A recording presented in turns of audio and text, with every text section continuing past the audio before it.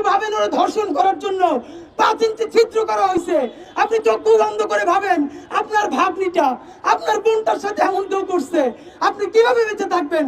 আমরা ওয়াদা করতে চাই যতদিন পর্যন্ত বাংলাদেশ নারীদের জন্য, এই নারীর অন্য কোনো নাম নাই, মাদ্রাসার শিক্ষার্থী চিনি না, স্কুল কলেজের শিক্ষার্থী চিনি না, সিনেমার নায়িকা চিনি না, নারী মানে শুধুই নারী। নারী আমার মা, নারী আমার বোন। প্রত্যেক নারীর জন্য নিরাপদ বাংলাদেশ গড়বার আগ পর্যন্ত আমাদের লড়াই চলছে, চলবে ইনশাআল্লাহ।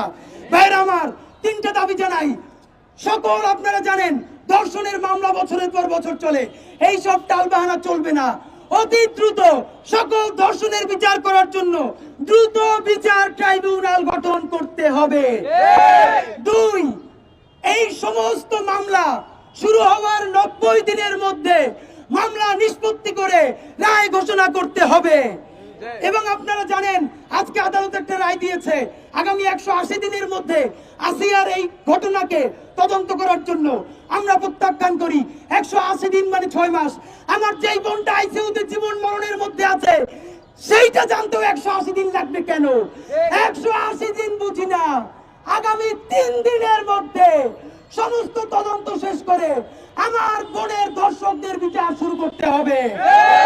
সর্বশেষ যে কথাটা বলবো, অনেক আলেম ওলামাও কষ্ট পাবে।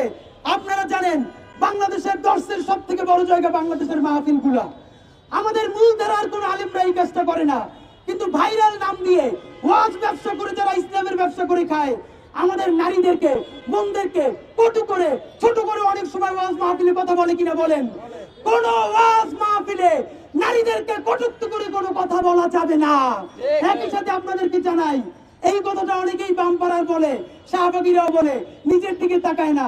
নারীরা যে একটা পণ্য, এইটা যদি ওয়াজ মাহফিলে বলা হয় 10 ভাগ, এর থেকে 1000 বেশি বলা হয় বাংলাদেশের নাটক সিনেমায়। সুতরাং নাটকে, সিনেমায়, বিজ্ঞাপনে, পোস্টারে নারীকে ভোগ্য পণ্য হিসাবে প্রদর্শন করা বন্ধ করতে হবে।